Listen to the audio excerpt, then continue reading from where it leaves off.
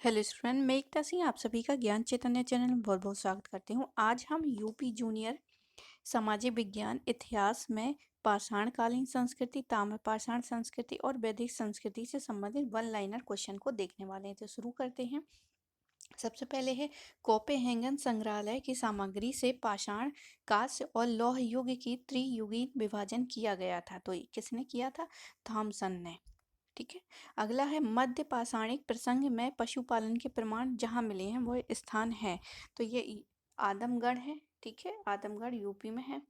अगला है किस स्थल से पाषाण संस्कृति से लेकर हड़प्पा संस्कृति तक के संस्कृति अवशेष प्राप्त हुए हैं। यानी कि यहाँ पर पुराने यानी पाषाण जब पत्थरों का उपयोग किया जाता था उससे हड़प्पा स्थल तक के जो है अवशेष मिले हैं। तो हमारा आंसर होगा मेहरगढ़। अगला है के किस स्थल भारत के किस स्थल की खुदाई में लौह धातु के प्रचलन के प्राचीनतम प्रमाण मिले हैं? तो आंसर हो जाएगा हमारा अतरंजी खेड़ा। अगला है ताम्र काल में महाराष्ट्र के लोग मृतकों के शरीर को फर्श के नीचे किस तरह रखकर दफनाते थे? तो उत्तर से दक्षिण की ओर। ठीक है, उत्तर में सिर और दक्षिण में पैर हुआ करते थे। अगला है मानव द्वारा सर्वप्रथम प्रयुक्त अनाज था। तो आंसर होगा जौ। खाद्यान्नों की कृषि सर्वप्रथम आरंभ हुई थी। तो नवपाषाण काल में आरंभ हुई थी, मध्यपाषाण काल में नहीं हुई थी, पुरापाषाण काल में भी नहीं हुई थी। तो खाद्यान्नों की कृषि सर्वप्रथम प्रारंभ हुई थी नवपाषाण काल में। अगला है उत्खनन प्रमाणों के अनुसार पशुपालन का आरंभ हुआ था। तो आंसर हमारा मध्यपाषाण काल में। ठीक है, तो पशुपालन स्टार्ट होता है मध्यपाषाण काल में और जो हमारी कृषि है वो नवपाषाण काल में। अगला है भारतीय उपमहाद्वीप में कृषि के प्राचीनतम साक्ष्य प्राप्त हुए हैं। तो आंसर हो जाएगा मेहरगढ़ से। मेहरगढ़ से क्या है? कृषि के प्राचीनतम साक्ष्य प्राप्त होते हैं। आगे है भारत के मानव का सर्वप्रथम साक्ष्य कहाँ है? तो नर्मदा घाटी से हमें मिला है भारत में मानव का सर्वप्रथम साक्ष्य कि यहाँ पर सर्वप्रथम मानव के अवशेष जो है दिखाई पड़ते हैं। तो वो आंसर होगा नर्मदा घाटी। अगला है किसको चालकुलेते युग भी कहा जाता है? तो ताम्रपाषाण काल को कहा जाता है। ठीक है, तो ताम्रपाषाण काल को चारकुलेथिक एज भी कहा जाता है। अगला है सैंधव सभ्यता। तो सैंधव सभ्यता से संबंधित कि कौन सा हड़प्पीय नगर तीन भागों में विभाजित है? तो हड़प्पा नगर जो है वो दो भाग, निचला सदन और निचला नगर और एक है जो है तो उसको दो भागों में डिवाइड किया गया है। तो लेकिन धोलावीरा में क्या है? तीन भागों में डिवाइड किया गया है। मतलब जहाँ राजा रहते थे और जहाँ पर आम व्यक्ति रहते थे। ठीक है, उसके अलावा एक बीच में है तीसरा। तो इस हिसाब से तीन भागों में विभक्त किसको किया गया? धोलावीरा को। अगला है हड़प्पा के काल का तांबे का रथ किस स्थान पर प्राप्त हुआ है? तो दैमाबाद। दैमाबाद से तांबे का रथ प्राप्त हुआ है। अगला है मोहनजोदड़ो कहाँ पर स्थित थे? कहाँ पर स्थित है? तो आंसर होगा हमारा पाकिस्तान के सिंध प्रांत में। अगला है हड़प्पा का बंदरगाह है। तो हड़प्पा का बंदरगाह कौन सा था? लोथल। अगला है किस पशु का हड़प्पा संस्कृति में मिली मोहरों और टेराकोटा कलाकृतियों में निरूपण नहीं हुआ था? तो गाय का जो है कलाकृति हमें देखने को नहीं मिलती। किसमें? टेराकोटा या मोहरों में। आगे है ईसा पूर्व दूसरी शताब्दी के प्रारंभ में उत्तरी अफगानिस्तान में स्थित भारत यूनानी राज्य था। तो बैक्ट्रिया बैक्ट्रिया था। आगे है भारत में चांदी की उपलब्धता के प्राचीनतम साक्ष्य मिले हैं हड़प्पा संस्कृति में। ठीक है। अगला है स्थापित सिंधु सभ्यता जिस नदियों के तट पर बसी थी वे थी सिंधु, चेनाब और झेलम। तो सिंधु सभ्यता जो है किस किस नदी है? सिंधु है, चेनाब है और झेलम है। अगला है गंगा घाटी में धान की खेती का प्राचीनतम प्रमाण कहाँ से मिला है? तो लहुरा देव से।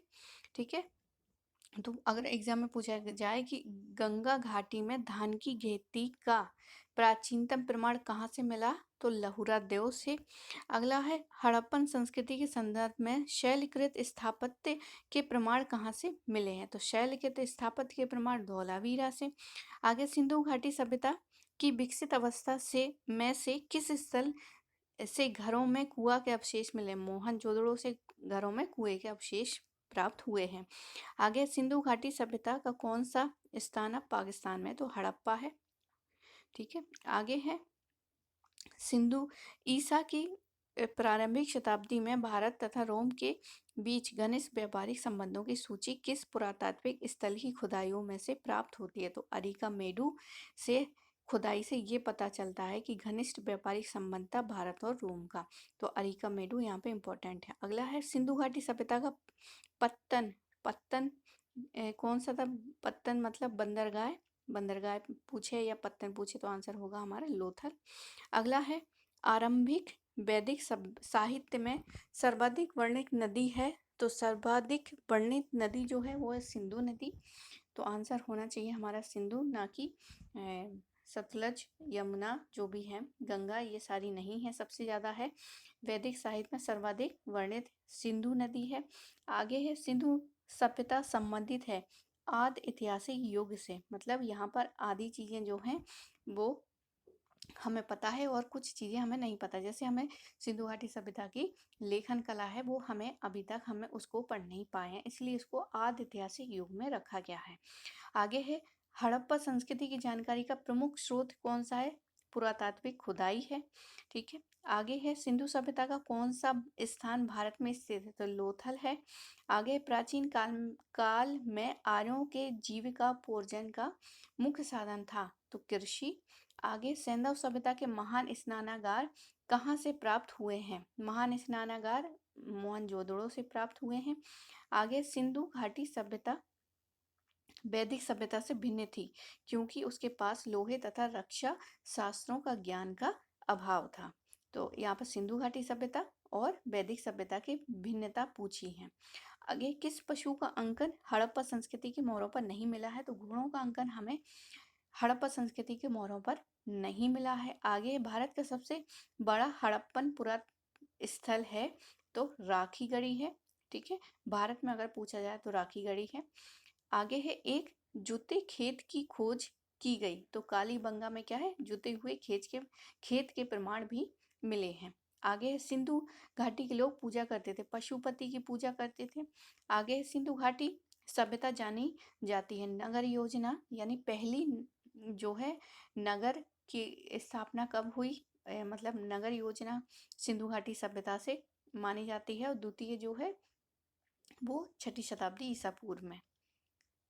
तो पहली नगरीय सभ्यता सिंधु घाटी, दूसरी जो है 6ठी शताब्दी ईसा पूर्व। जब महाजनपद का टाइम, महाजनपद जो है उस समय आते हैं तो उस समय द्वितीय नगरीय सभ्यता की बात वहाँ पे की गई है। तो ये थी पहली। मोहनजोदड़ो और हड़प्पा के लिए, ठीक है, सिंधु सभ्यता जानी जाती है नगर योजना मोहन और हड़प्पा के लिए। आगे है सिंधु घाटी सभ्यता की खोज निकालने में जिस दो भारतीयों का नाम जुड़ा है वो है रखाल दास बनर्जी और दयाराम साहनी जी का। आगे है हड़प्पा किस सभ्यता से संबंधित? तो सिंधु घाटी सभ्यता से संबंधित है। हड़प्पा में मिट्टी के बर्तनों पर सामान्यतः किस रंग का उपयोग हुआ है? तो रंग भी है लाल और काला, मतलब काला रंग जो है उसके नीचे है, फिर जो लाल रंग नीचे है उसके ऊपर क्या है? काले रंग से जो भी डिजाइन बनाई गई है, तो इसलिए उनका मिट्टी के हड़प्पा में मिट्टी के बर्तनों का रंग कैसा है? काला और लाल। आगे है हड़प्पा में एक उन्नत जल प्रणाली का पता चला है तो कहाँ पर? तो ये धौलावीरा में। और सबसे बुरी जल प्रणाली कहाँ पर थी? तो राखीगढ़ी में।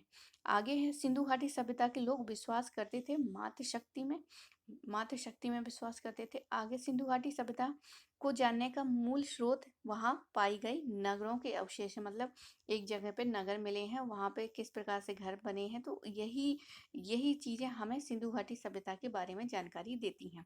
आगे है मोहनजोदड़ो और हड़प्पा की पुरातात्विक खुदाई के प्रभारी थे सर जॉन मार्शल। रंगपुर जहाँ हड़प्पा की कालीन सभ्यता थी वह है सौराष्ट्र। अगला है किस स्थान पर सिंधु घाटी सभ्यता से संबंध विख्यात वृषभ मुद्रा प्राप्त हुई है? तो मोहनजोदड़ो से। अब हम बात करते हैं वैदिक काल। तो वैदिक काल का देखते हैं। वैदिक कर्मकांड में होता जो है वो है ऋग्वेद से संबंधित। ठीक है। अगला है गायत्री मंत्र के नाम से प्रसिद्ध मंत्र सर्वप्रथम किस ग्रंथ में मिलता है? तो ऋग्वेद में। वो है वैदिक ग्रंथ जिसमें वर्ण शब्द का सर्वप्रथम नामोल्लेख मिलता है, तो आंसर होगा हमारा ऋग्वेद। वेदों की संख्या है तो 4 है। ऋग्वेद, अथर्ववेद, सामवेद, ऋग्वेद, सामवेद, यजुर्वेद और अर्थवेद। आगे है, 4 वेदों में से किस एक में जादुई माया तथा वशीकरण है? तो अर्थवेद में। आगे है, आर्य शब्द इंगित करता है श्रेष्ठ वंश को, ठीक है, श्रेष्ठ वंश को।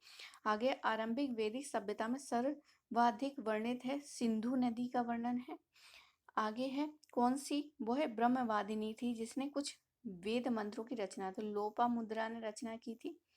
आगे कौन सी प्रथा चतुर्दश वेदोत्तर काल में प्रचलित हुई थी? तो ब्रह्मचर्य, गृहस्थाश्रम, वानप्रस्थ और संन्यास।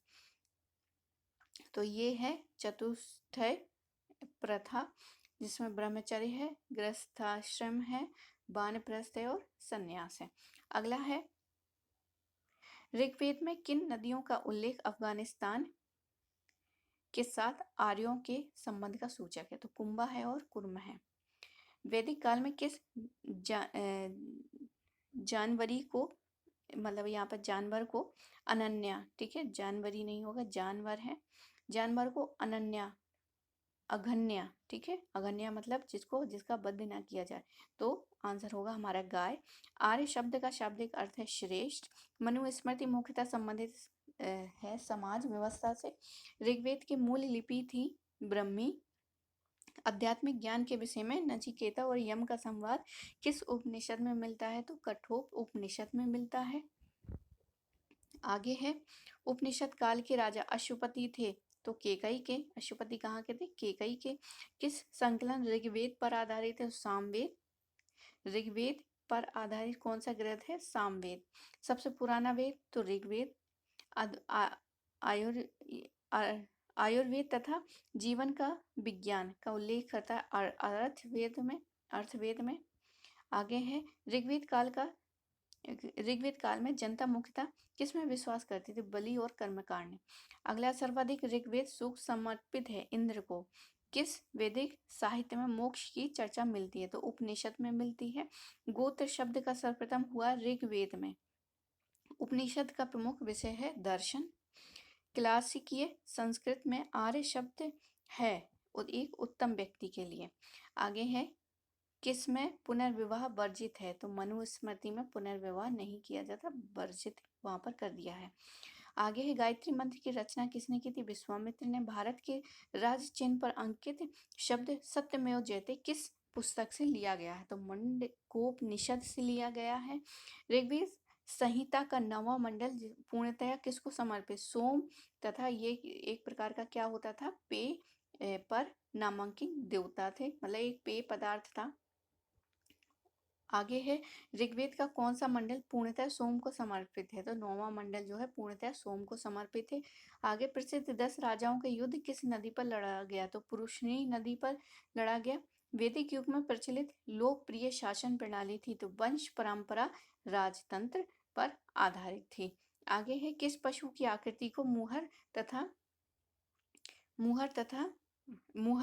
किस पशु की आकृति जो मुहर पर मिली है उससे ज्ञात होता है कि सिंधु घाटी एवं मेसोपोटामिया के व्यापार संबंधित है? तो बैल जो है मुहर पर, ये ज्ञात होता है कि सिंधु घाटी और मेसोपोटामिया का जो है व्यापारिक संबंध था। आगे है, वैदिक युगीन सभा राज्य के समस्त लोगों की एक राष्ट्रीय सभा थी। आगे, यज्ञ संबंधी विधि विधानों का पता चला है यजुर्वेद में। किस ग्रंथ में सर्वप्रथम देविका के पुत्र कृष्ण का वर्णन है? तो छंदोग उपनिषद से। तो आगे देखते हैं, आखेट खाद संग्रह गुफाओं में इसलिए रहते थे क्योंकि यहाँ बारिश, धूप तथा हवाओं से राहत मिलती थी। घास वाले मैदानों का विकास हुआ है 12,000 साल पहले। भारतीय उपमहाद्वीप में 20 लाख वर्ष पहले आरंभिक मानव रहते थे। आज हम इन्हें जानते हैं शिकारी खाद्य संग्रह के नाम से। आगे देखते हैं, भीमबेटका, हुसंगी एवं कुरनूल गुफाएं भारत में ऐसे पुरातन स्थल है जहां शिकारी खाद्य संग्रह में होने वाले प्रमाण मिले हैं। तो मध्य प्रदेश राज्य से, ठीक है। और ये कहाँ पर है, भीमबेटका कहाँ पर है, तो मध्य प्रदेश में है। लगभग 12,000 साल पहले इस काल में पर्यावरणीय बदलाव आए तथा घास के मैदान बने। तो किसमें, मध्य पाषाण युग में। वह युग जिसमें आरंभिक मानव खेती की शुरुआत कर भोजन उत्पादन बना। तो नवपाषाण काल में, मध्यपाषाण काल में पशुपालन और नवपाषाण काल में कृषि। आगे कृषि के लिए अपनाई गई सबसे प्राचीन फसलों में गेहूं और जौ आते हैं। इसी तरह सबसे पालती जानवरें में कुत्ते के बाद कौन सा आता है, तो भेड़ बकरी आते हैं। आगे है कोल्डी हवा पुरा स्थलों में चावल जानवरों की हड्डियां के टुकड़े प्राप्त हुए हैं। ये पुरास्थल कहाँ है, तो उत्तर प्रदेश में है। आधुनिक कोल्डी हवा कहाँ है, तो उत्तर प्रदेश में है, जहाँ पर चावल और जानवरों की हड्डियों के टुकड़े मिले हैं। आगे वो स्थल जिसमें राख के अवशेष मिले हैं, कुरनूल गुफा, कर्नाटक साउथ में है ये, जहाँ लोग पत्थरों से औजार बनाते थे। इन स्थलों को कहते हैं उद्योग स्थल। ठीक है, उद्योग स्थल कहते थे। तो जहाँ पर पत्थरों के औजार बनाए जाते हैं, जैसे लोहे के औजार जहाँ बनाया जाए, तो वहां पर क्या है, उद्योग स्थल उसको बोला जाएगा। अगला है वह सभ्यता जिसमें बड़ी बड़ी सड़कों का जाल बिछा हुआ था और मुख्य सड़कें समकोण पर काटती थी। तो ये सिंधु घाटी सभ्यता के बारे में कहा गया है, या सैंधव सभ्यता। अगला है वह सभ्यता जिसमें संपूर्ण नगर में छोटी और बड़ी नालियां का जाल बिछा था। तो सैंधव सभ्यता या सिंधु घाटी सभ्यता या हड़प्पा सभ्यता एक ही है। आगे नगर में नागरिकों के अवशेष गृह दोनों ओर एक सुनियोजित प्रणाली के आधार पर बनाए जाते थे। किसमें, तो हो जाएगा आंसर हमारा सैंधव सभ्यता में। अनार के प्रयोग के साक्ष्य नहीं मिलते हैं सैंधव सभ्यता में। आगे वो है हड़प्पा कालीन स्थल जो हरियाणा में स्थित है। तो राखीगढ़ी, जहाँ पर जल व्यवस्था बिल्कुल भी अच्छी नहीं थी। तो आंसर होगा हमारा राखीगढ़ी। हड़प्पा कालीन पुरास्थल लोथड़ से कई मोहरें तथा मुद्रांकन या मोहरबंदी मिली हैं। उसको संभवतः गीली मिट्टी पर दबाने से बनी उनकी छाप द्वारा बनाया गया था। आगे है वह सभ्यता जिसके भग्नावशेषों से पता चलता है कि शहरों के लोग विलासता पूर्वक जीवन जीते थे। तो ये भी सिंधु घाटी सभ्यता। मातृ प्रधान समाज सिंधु घाटी सभ्यता। भिन्न भिन्न वर्गों का अस्तित्व सिंधु घाटी सभ्यता। मेहरगढ़ में कपास की खेती की शुरुआत लगभग 8,000 साल पहले हुई थी। हड़प्पा सभ्यता के संदर्भ में जुते हुए खेत के साक्ष्य मिले हैं। तो जुते हुए खेत के साक्ष्य हमें कालीबंगा से मिले हैं। सिंधु घाटी सभ्यता की लिपि की सूचना प्राप्त होती है मोहरों से। हड़प्पा सभ्यता के संदर्भ में घोड़ों के अवशेष प्राप्त हुए हैं सुरकोतड़ा से। ठीक है, सिक्कों पर इसका अंकन हमें देखने को नहीं मिलता है। आगे है हड़प्पा कालीन स्थल धौलावीरा, देसलपुर और सुरकोतरा स्थित हैं। तो ये सारे के सारे कहाँ पर हैं, गुजरात में है। ठीक है, गुजरात में वो है सभ्यता जिसमें कृषक, शिल्पकार, मजदूर, सामान्य लोग थे तथा चिकित्सक, पुरोहित, अधिकारी, शिक्षित वर्ग थे। तो हड़प्पा सभ्यता। लोग सूती एवं ऊनी वस्त्रों का प्रयोग करते थे हड़प्पा सभ्यता में। हड़प्पा की श्रमिक वस्तुओं के अवशेष कहाँ संकेत देते हैं, तो दास प्रथा को संकेत देते हैं। आगे सिंधु घाटी सभ्यता मानव इतिहास के काल से संबंधित है। वो है आदि ऐतिहासिक काल से संबंधित है। मतलब जो इसकी लिपि है अभी पूरी तरह से पढ़ी नहीं, अभी भी उसमें जानने के लिए बचा हुआ है, इसलिए आदि ऐतिहासिक काल।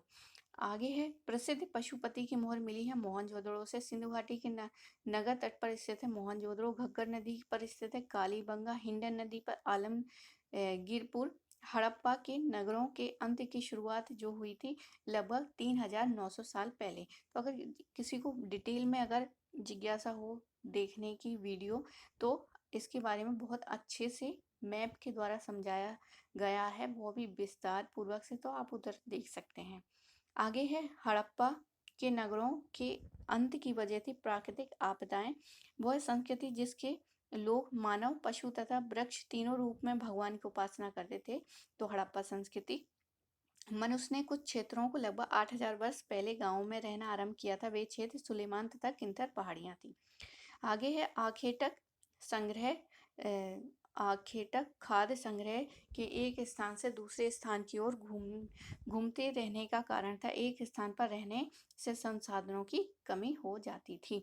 आगे है मानव इतिहास में सबसे लंबा काल युग है पुरापाषाण युग का। आगे मध्य प्रदेश और उत्तर प्रदेश में क्या है, प्राचीन शैल चित्रकला मिली है। कहाँ, मध्य प्रदेश और उत्तर प्रदेश से। अगला है हड़प्पा का स्थल नहीं है, तो चिरांद हड़प्पा का स्थल नहीं है। चिरांद जहाँ अनाज और पालतू पशुओं के प्रमाण साक्ष्य पाए गए हैं, कहाँ स्थित है, तो बिहार में है। कोल्डी हवा जहाँ अनाज तथा पालतू पशुओं के प्रमाण साक्ष्य पाए गए हैं, वर्तमान में कहाँ स्थित है, उत्तर प्रदेश में। आगे हड़प्पा सभ्यता का बंदरगाह तथा व्यापारिक केंद्र था लोथल। मध्य प्रदेश में स्थित भीमबेटका कहाँ है, भीमबेटका है पूरा पाषाणिक पुरा स्थल। आगे वो स्थान जहाँ पर मृतकों को प्रायः उत्तर की ओर सिर करके दफनाया जाता था, तो इमाम गांव। ठीक है। अगला है पूरा स्थल है भीमबेटका। इतिहास के संदर्भ में सही कालक्रम है पैलियोलिथिक, माइक्रोलिथिक, नियोलिथिक और मेगालिथिक। अगले है चावल का कृषिगत उत्पादन सर्वप्रथम हुआ था, तो दक्षिण एशिया में। भारत में द्वितीय नगरीकरण 6ठी शताब्दी ईसा पूर्व तथा पहला नगरीकरण जो कि सिंधु घाटी सभ्यता को बोलते हैं 2500 ईसा पूर्व। सिंधु घाटी सभ्यता की लिपि है चित्रात्मक और अवाचनीय, मतलब चित्र इसमें बने गए हैं बहुत सारे मछली के आकार के, और भी बहुत सारे हैं जो कि अभी तक पढ़ी नहीं जा सकी है। हड़प्पा के लोग प्रयोग करना नहीं जानते थे काय का, लोहे का। हड़प्पा सभ्यता का संबंध है बेबीलोन से। बेबीलोन यानी विदेशी सभ्यता बेबीलोन से है। सिंधु सभ्यता का वो स्थान जहाँ खुदाई सर्वप्रथम की गई थी, तो हड़प्पा, इसलिए जितनी भी यहाँ से साइट मिली है उसको सबको हड़प्पा सभ्यता कही गई है। आगे सिंधु सभ्यता भी उसको कहते हैं, तो ये सारी सभ्यताएं जो हैं वो एक ही हैं, और हड़प्पा सभ्यता का नाम देना सबसे उपयुक्त है। आगे लगभग 3900 वर्ष पूर्व आरंभिक नगर हड़प्पा और मोहनजोदड़ो कई कारणों से समाप्ति की कगार पर आने लगे। इन कारणों में से एक कारण था जंगलों का विनाश और बाढ़ के कारण नगर नष्ट हुए थे। अगला है वो है हड़प्पीय स्थिर इमारत, जिसको सर जॉन मार्शल ने विश्व का अद्भुत नगर कहा है, तो बृहत स्नानागार जो है यहाँ पर सही हो जाएगा। आगे है वो है सैंधव स्थल, जहाँ पर अग्निकुंड मिले हैं, और जुते हुए खेत कालीबंगा से। आर्य शब्द से तात्पर्य श्रेष्ठ कुल या जन्मा से। वैदिक सभ्यता का नाम इसलिए पड़ा क्योंकि वेद उस काल की जानकारी का प्रमुख स्रोत थी। सबसे प्राचीन वेद है ऋग्वेद। ऋग्वेद की रचना हुई थी 3500 साल पहले। विश्व का प्राथमिक प्रमाणिक ग्रंथ है ऋग्वेद। ऋग्वेद विभक्त 10 मंडलों में। अस्तोमा सदगमय वाक्य मिलता है बृहद्रक उपनिषद से। वह ग्रंथ जिसकी भाषा गद्यात्मक है, पद्यात्मक है, यह है यजुर्वेद। जंगलों में ऋषियों के द्वारा की गई अण्यक की रचना की गई थी। ऋग्वैदिक काल में सबसे पवित्र नदी सरस्वती है, तो सरस्वती सबसे पवित्र नदी है। आगे है श्रेष्ठ एवं अभिजात लोगों की संख्या थी सभा में। ऋग्वेद काल में राजा की राजकाज में सहायता करते थे पुरोहित। महिलाओं को उचित स्थान दिया गया था ऋग्वेद समाज में। फिर बाद में क्या है, महिलाओं की जो स्थिति है वो डाउन होती गई। ऋग्वेद कालीन अर्थव्यवस्था आधारित थी कृषि एवं पशुपालन पर। ऋग्वेद काल में व्यापार होता था वस्तु विनिमय, मतलब एक वस्तु ली और दूसरी वस्तु हमने वहां से प्राप्त की। उत्तर वैदिक काल का प्रमुख विशेषता थी लोहे का प्रयोग और चित्रित धूसर। आगे है ऋग्वेद काल में प्रमुख देवता थे इंद्र। उत्तर वैदिक काल में सर्वोच्च देवता किसको मानने लगे, प्रजापति को। आगे मध्य पाषाण स्थल, जहाँ से व्यक्ति की कब्र में 33 सोने के मनके और शंख प्राप्त हुए हैं, तो वो है ब्रह्मगिरी, ये इंपॉर्टेंट है। आगे इमाम गांव महापाषाणिक पुरा स्थल में मृतक को दफनाते समय उसका सिर होता था उत्तर की ओर। उत्तर वैदिक काल में समाज आधारित है धर्म कांडों और कर्म कांडों पर।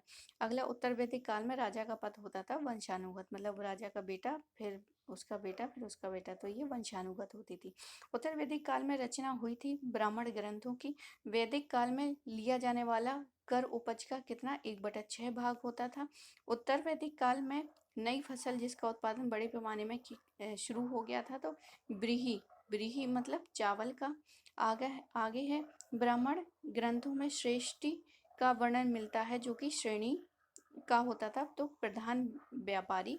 आगे है महापाषाणिक कब्रों में गोलाकार लगाए गए पत्थर चिन्हों का काम करते थे। आगे है एक संगीतमय वेद माना जाता है सामवेद को। ऋग्वेद में गंगा और यमुना नदी का नाम आया है, गंगा का 1 बार और यमुना का 3 बार। सत्यमेव जयते मिला है मुंडोक उपनिषद से। 3 देवता जो ऋग्वेद काल में विशेष थे, तो अग्नि, अग्नि को अतिथि भी बोलते थे, इंद्र, सोम तथा सोम। आगे है संस्कृत को जिस भाषा परिवार का हिस्सा माना जाता है उसे कहते हैं भारत यूरोपीय यानी भारोपीय भाषा कहा जाता है। भारतीय आर्य समूह की भाषा को सबसे अधिक लोग बोलते थे, तो भारत में महाभारत के लेखक थे वेद व्यास। वेद को आंशिक रूप से गद्य में है, गद्य में जो है आंशिक रूप से वो है यजुर्वेद। संरचना और व्यवहार की बहुत प्रणाली जिसमें पुरुष स्त्री पर अपनी प्रधानता दिखाता है, उसे उत्पीड़ित और शोषित करता है, वह कहलाती प्रतिशतात्मक। महाभारत का एक भाग है, तो गीता जो है महाभारत का एक भाग है। आगे यहाँ पर वेदों के बारे में देखते हैं। ऋग्वेद सबसे पहला है और सबसे प्राचीन है और इसमें 10 मंडल 1028 सूक्त हैं, 10,462 ऋचाएं हैं। वेद पढ़ने वाले को होत्र कहते हैं, तो यहाँ पर होत्र इम्पोर्टेंट है, उसको पढ़ने वाले को क्या बोलते हैं, तो होत्र बोलते हैं। आगे है यजुर्वेद। यजुर्वेद रचनाएं और शाखा जिसमें इसके भाग जो हैं, एक तो कृष्ण, एक शुल्क, ठीक है, दोनों ही गद्य में है। कर्मकांड प्रधान ग्रंथ। यजुर्वेद पढ़ने वाले को अधर्वायु कहा जाता है, तो यहाँ पर अधर्वयु जो है वो इम्पोर्टेंट है। आगे है सामवेद। सामवेद को पढ़ने वाले को उद्गाता कहते हैं और इसको ही संगीत का जनक कहते हैं कि सामवेद जो है संगीत का जनक माना जाता है। 1824 में 1824 मंत्र हैं इसमें। आगे अथर्ववेद। अथर्ववेद आयुर्वेद, मंत्र, जादू टोना इत्यादि 20 अध्याय हैं इसमें और 5686 मंत्र इसमें दिए गए हैं। बाकी वेदांग है। वेदांग में शिक्षा, ज्योतिष, कल्प, व्याकरण, निरुक्त, छंद, वेद का अध्ययन करने के लिए ये वेदांग था। आगे उपनिषदों की संख्या 108 है, वेदांगों की संख्या 6 है, वेदों की संख्या 4 है। वेद किसने लिखे? महर्षि द्वैपायन वेद व्यास ने। पुराणों की संख्या देखते हैं तो 18 है। अष्टाध्यायी के लेखक हैं पाणिनि। सिंधु घाटी सभ्यता की खोज राय बहादुर दयाराम साहनी ने। आर्यों की भाषा थी संस्कृत।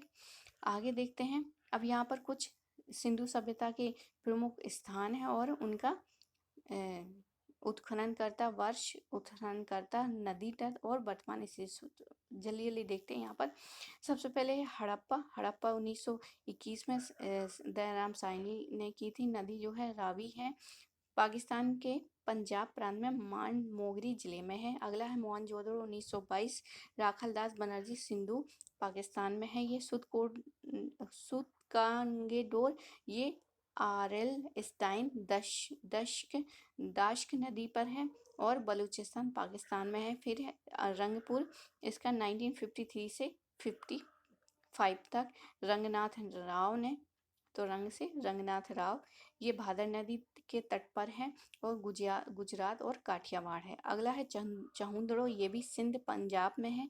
1931 में इसकी खोज की थी। किसने की थी? गोपाल मजूमदार ने। और ये किस नदी पर है? तो सिंधु नदी पर है। आगे है रोपर। रोपर जो है 1953 और 71 यज्ञदत्त शर्मा है और नदी सतलज है। पंजाब का रोपर जिला जो कि भारत में है।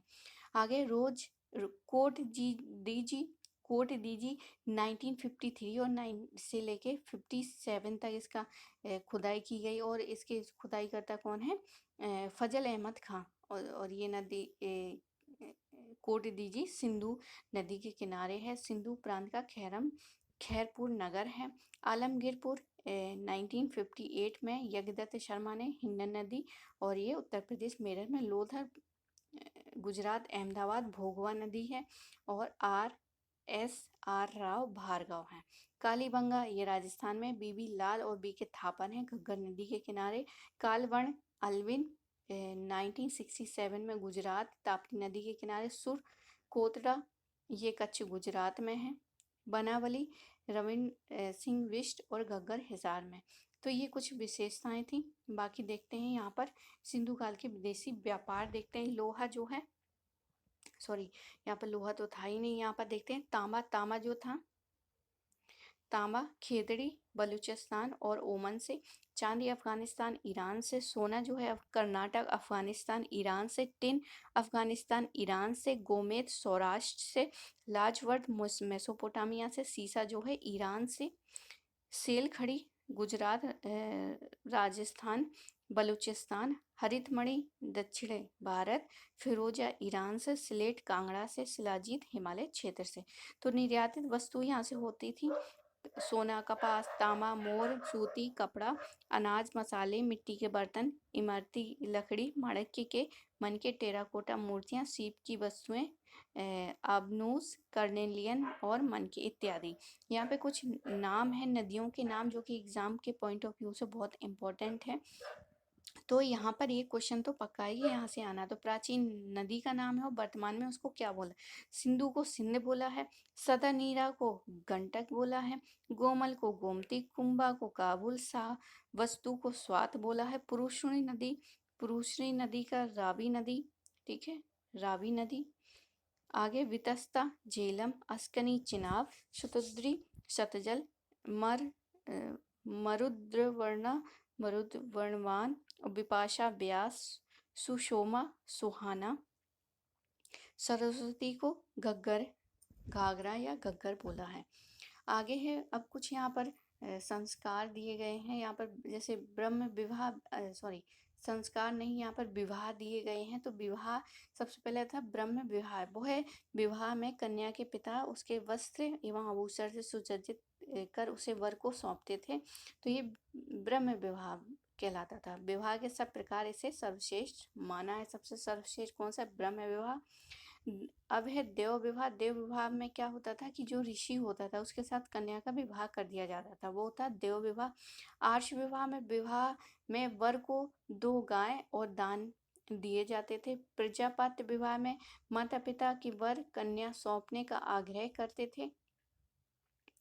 राक्षस विवाह में वर सोती हुई कन्या का अपहरण करके उससे विवाह किया जाता था, उसको राक्षस विवाह। गांधर्व विवाह, इसमें वर और वधू आपस में प्रेम हो जाने के कारण विवाह करते थे, उसको गांधर्व विवाह। वे सहमति से विवाह कर लेते थे।